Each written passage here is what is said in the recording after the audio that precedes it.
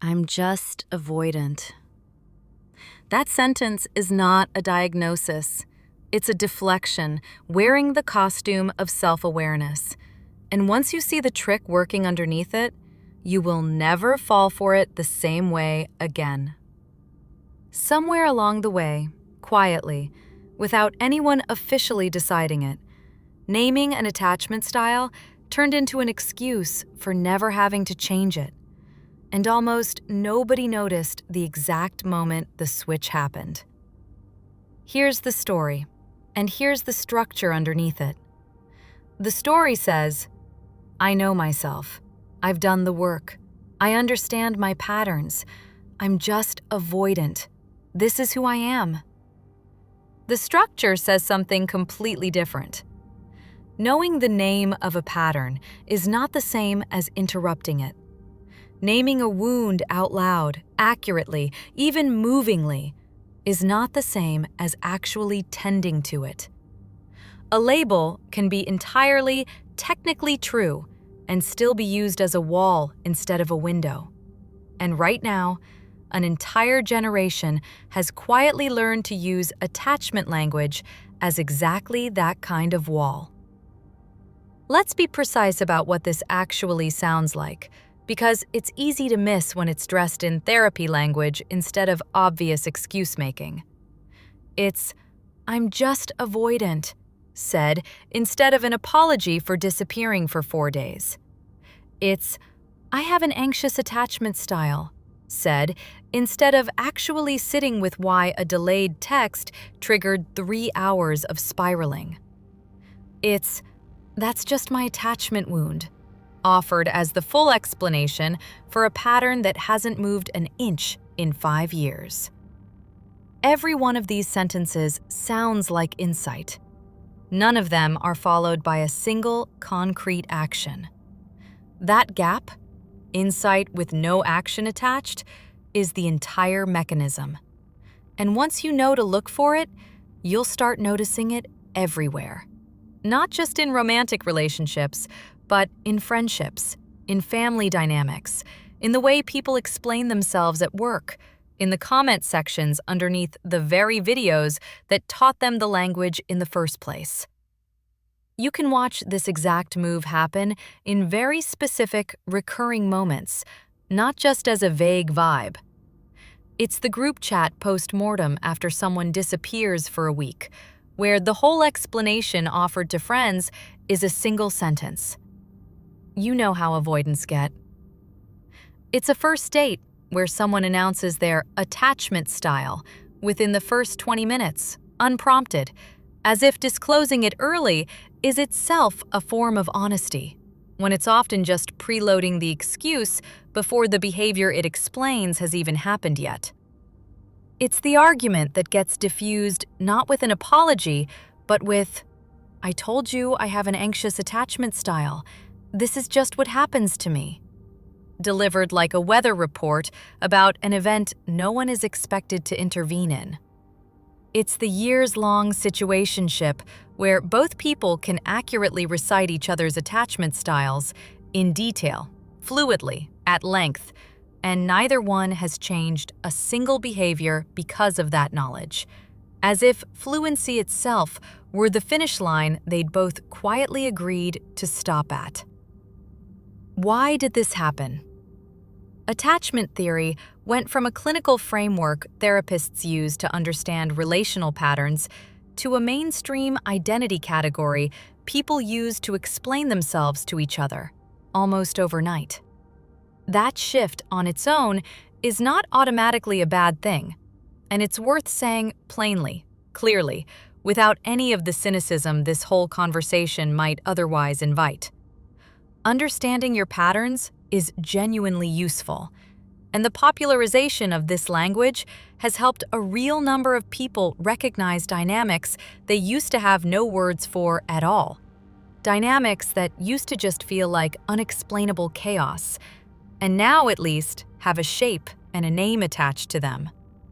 But somewhere in the translation from therapy office to comment section, the language got stripped of its actual function.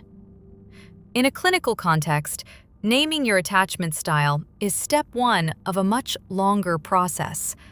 Understanding the wound, building new capacity, practicing different responses, tolerating the discomfort of doing things differently. On the internet, naming your attachment style became the whole performance.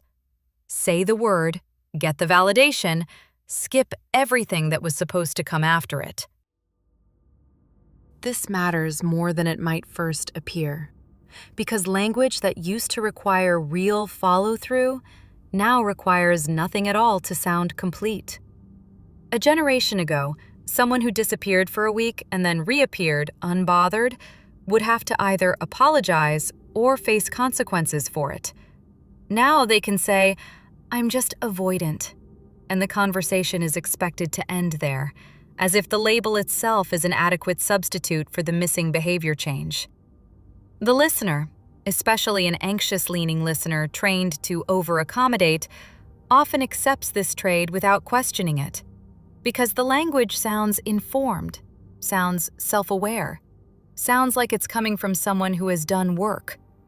Sounding like work and doing work are not the same thing, and the gap between them is where you keep getting quietly shortchanged.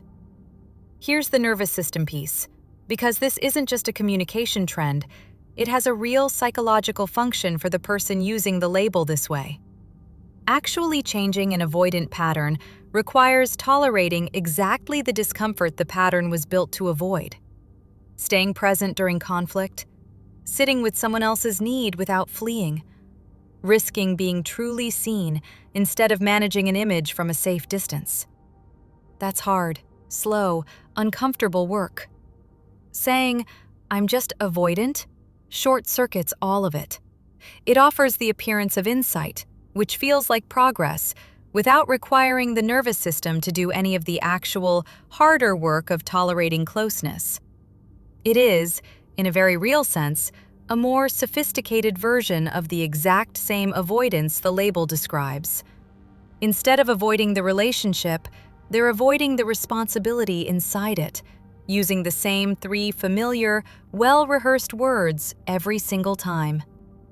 There's a cost to this that deserves to be named plainly, and it isn't only paid by the person on the receiving end. Using a label as a permanent shield doesn't just shortchange the other person, it quietly stalls the person using it too. Every time "I'm just avoidant" successfully ends a conversation instead of starting one, the underlying pattern gets a little more reinforced, a little more proven to still work, a little further from ever actually being interrupted. The label was supposed to be a tool for building something different. Used this way, it becomes, instead, a remarkably effective tool for making sure nothing has to change at all, ever. Which means the person hiding behind it is, in their own way, paying for it too, just on a longer timeline. Paid slowly, quietly, in the form of every relationship that eventually runs out of patience for a pattern that was explained 100 times and never once actually moved. There's an evolutionary layer worth naming here too. For most of human history, being known accurately by your group carried real social risk. It made you predictable, and predictable people can be exploited, excluded, or held to account. A vague, sophisticated-sounding explanation for your behavior, one that closes a conversation instead of opening it, has always been a useful social tool for staying protected while appearing cooperative. What's changed isn't the impulse. It's that pop psychology accidentally handed everyone a much better version of the same old tool, dressed up in language that sounds too informed to argue with. There's also a simpler, more immediate reward driving this, worth naming honestly. Saying, "I'm just avoidant," tends to work. It usually does successfully end the conversation, usually does get met with sympathy instead of a follow-up question, usually does buy exactly the space the person wanted in the first place. A behavior that reliably produces the outcome someone wants gets repeated, over and over, whether or not it was ever consciously meant to be used that way in the first place. The nervous system doesn't evaluate whether a strategy is honest. It evaluates whether a strategy works, and this one, right now, works remarkably well. Now, let's talk about what this actually creates for the person on the receiving end, because it isn't neutral. When someone offers, "I'm just avoidant," as a complete explanation, they're implicitly asking you to do several things at once, to treat the behavior as fixed and unchangeable, to redirect your disappointment into understanding instead of a request for something different, and to quietly lower what you expect from the relationship going forward, all without them ever having to have an uncomfortable conversation about it directly. You end up doing the emotional labor of processing their pattern for them, while they get to keep the identity of someone self-aware without the discomfort of actually becoming someone different. Pay attention specifically to the tone this gets delivered in, because it's rarely defensive on the surface, and that's exactly what makes it so effective. It's almost never said with hostility. It's said calmly, almost generously, like a kindness being offered to help you understand them better. That calm, unhurried delivery is itself part of the mechanism, not incidental to it. A defensive excuse invites pushback. A calm, informed-sounding explanation invites acceptance, even gratitude, for the insight being shared. You end up, in a strange and quiet way, thanking someone for explaining, calmly and articulately, exactly why nothing is going to change. This is where the misread happens, and it's worth naming precisely. You start treating the label as proof of depth. Someone who can name their attachment style sounds like someone who has reflected, who understands themselves, who is further along than someone who can't articulate any of this. Sometimes that's true, but naming a pattern is the easiest possible step in changing it. And plenty of people stop exactly there, permanently, because stopping there is comfortable and sounds like enough. You start giving credit for insight that was never followed by the thing insight is supposed to produce: different behavior. There's a second misread stacked on top of the first one.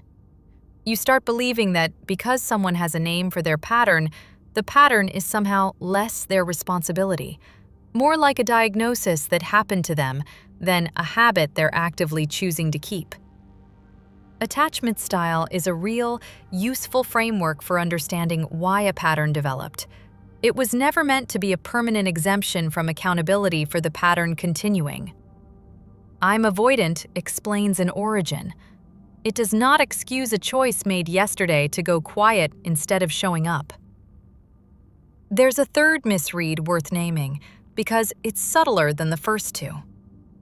You start believing that because someone can speak fluently about their own psychology, they must also be actively practicing insight in real time, in the moment it would actually matter.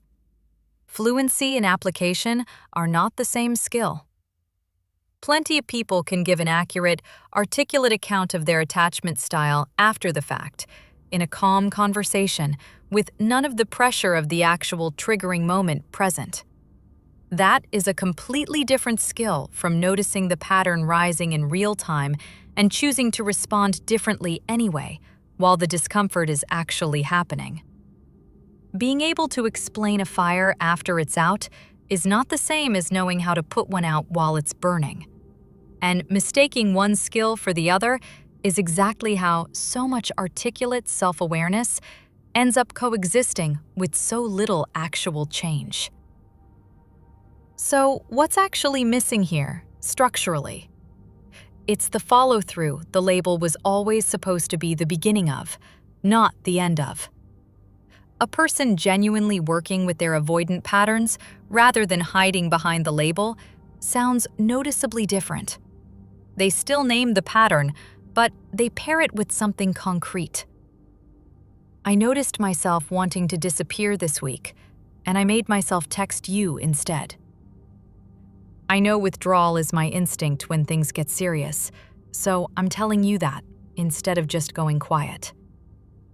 The label, used honestly, comes attached to visible effort. The label, used as an excuse, comes attached to nothing at all, except the expectation that naming it was sufficient. Here's a way to test which one you're actually dealing with. Ask yourself, has this person's behavior changed at all since they started using this language? Or has the language simply replaced the apology that used to come after the same unchanged behavior? A year of "I'm just avoidant" with the exact same disappearing act repeating underneath it isn't self-awareness in progress. It's the same old pattern with better public relations. Real change is slow, often clumsy, frequently embarrassing in the moment, and rarely announces itself with a clean, quotable label, the way the explanation for the old pattern always did. It looks like someone's staying in an uncomfortable conversation 2 minutes longer than they used to. It looks like a text sent during a moment they would have previously gone dark. It looks like small, awkward, visible effort, not a fluent vocabulary. Here's a concrete way to run this test in the moment without turning it into a confrontation. The next time the label gets offered as a complete answer, ask a simple, honest follow-up. That makes sense. So what does that mean you're going to try differently? Not as a trap, not with an edge in your voice, just as the natural next sentence the label was always supposed to lead to.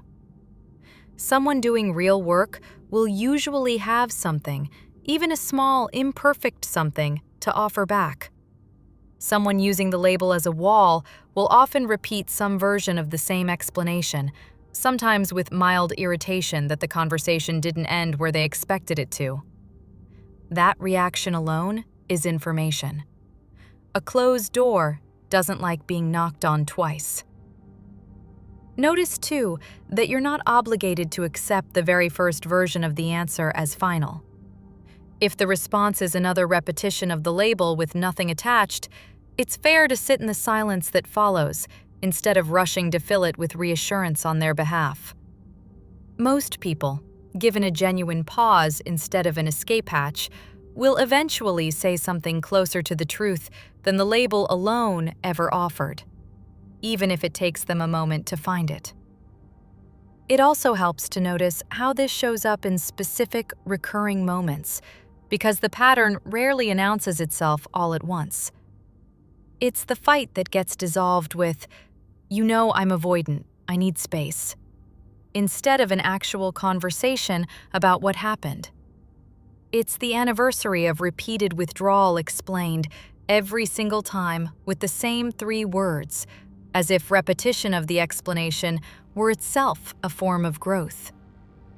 It's watching someone read books about attachment theory, quote them accurately, and never once apply a single concept to an actual moment in the relationship in front of them.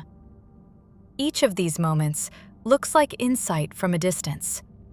Up close, they're the same wall, just built with more articulate bricks, painted in a color that makes it look like it was put there on purpose, as part of some larger process of growth, instead of simply being the same barrier that's always been there.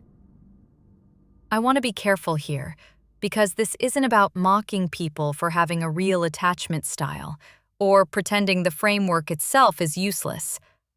Attachment theory is genuinely useful, and plenty of people use the language honestly, as a starting point for real change, rather than a substitute for it.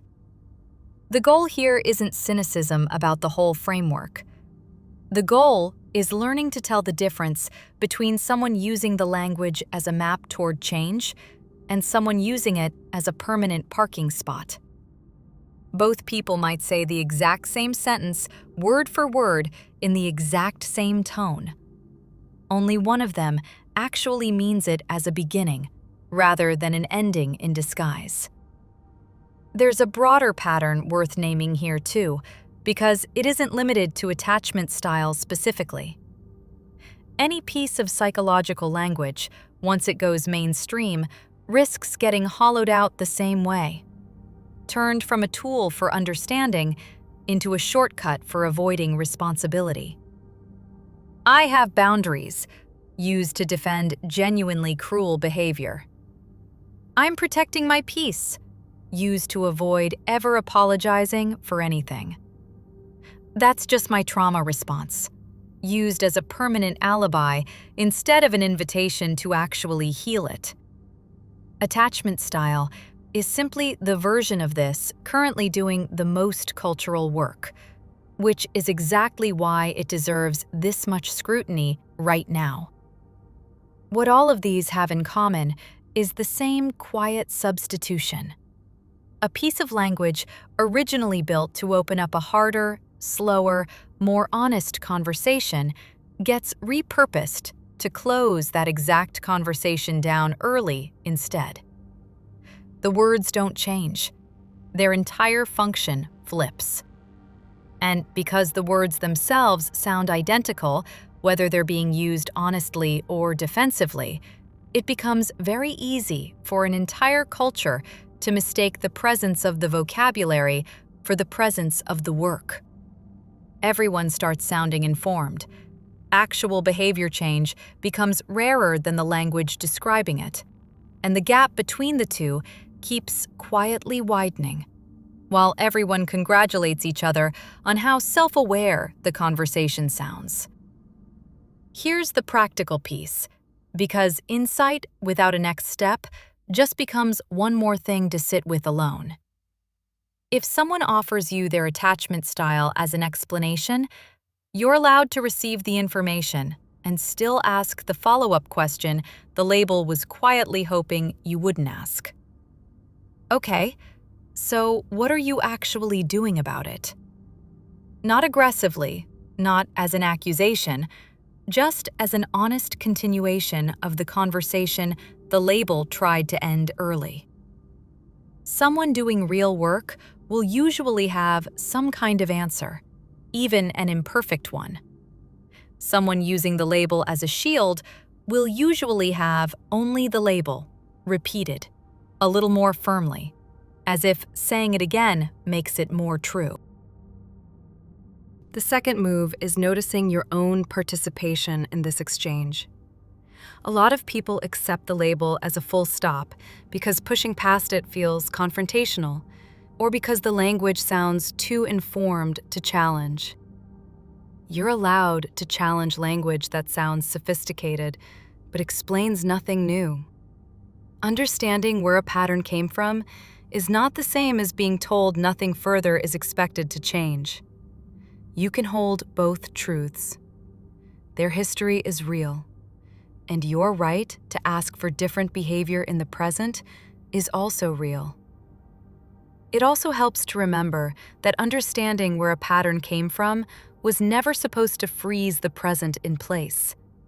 Knowing that someone's withdrawal traces back to an unsafe childhood or a previous relationship that punished vulnerability is genuinely useful context. It explains why the pattern exists. It says nothing about whether the pattern is allowed to keep costing you specifically indefinitely without ever being worked on. Compassion for where a pattern came from and a clear boundary about what you'll continue to accept in the present are not in conflict. You're allowed to hold both at the exact same time. And you don't owe anyone an either-or choice between understanding their history and protecting your own present. The third move is applying this same scrutiny to yourself, honestly. Because this mechanism isn't only something other people do to you. Notice if you've ever used your own attachment style as a complete explanation for behavior you haven't actually tried to change. Naming your anxious patterns to explain why you spiraled is useful information. It stops being useful the moment it becomes the entire conversation, replacing any actual attempt to respond differently next time. The same test applies to you that applies to everyone else. Is the label attached to visible effort, or is it doing all the work by itself? This kind of honesty with yourself is uncomfortable precisely because the label feels so accurate. It probably is accurate. That was never actually the question. The question is what you do in the 15 seconds after you recognize the pattern rising, not whether you can correctly identify the pattern after the fact in a calm, reflective mood. Real change tends to happen in small, unglamorous moments. Staying on the phone 1 extra minute instead of finding a reason to hang up. Sending the vulnerable text instead of the safe deflection. Naming the urge to disappear out loud instead of acting on it silently. None of that requires perfect language. All of it requires more than a label, said once, well, and then treated as finished business. There's one more layer worth naming before we close this out, because it changes how you carry all of this going forward. None of this means you should stop using the language altogether, or treat every mention of attachment style with suspicion. The framework is genuinely one of the more useful ones available for understanding why relationships feel the way they do. The skill being asked of you here isn't rejecting the language, it's holding it a little more loosely, checking it against actual behavior instead of accepting it as a self-sufficient explanation, and being willing to ask the quiet follow-up question, even when the label being offered sounds informed enough that asking feels almost rude. It rarely is. It's usually just the conversation the label was supposed to lead to in the first place, the one it quietly hoped it wouldn't have to. There's a version of this conversation that everyone deserves, and it's simpler than it sounds. Attachment style as a starting map, not a finish line. Naming the pattern is genuinely valuable. It's the first real step toward doing something different.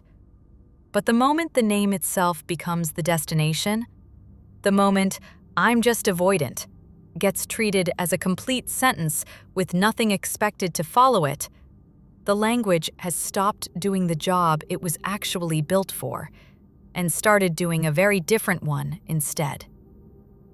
You don't have to accept a label, however accurate, as a substitute for an actual change.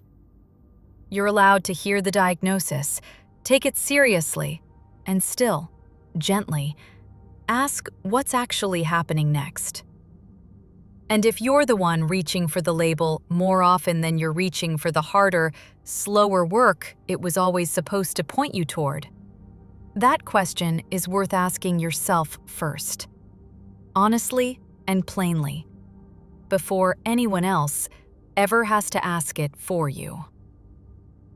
If this kind of clarity helps your nervous system settle, subscribe.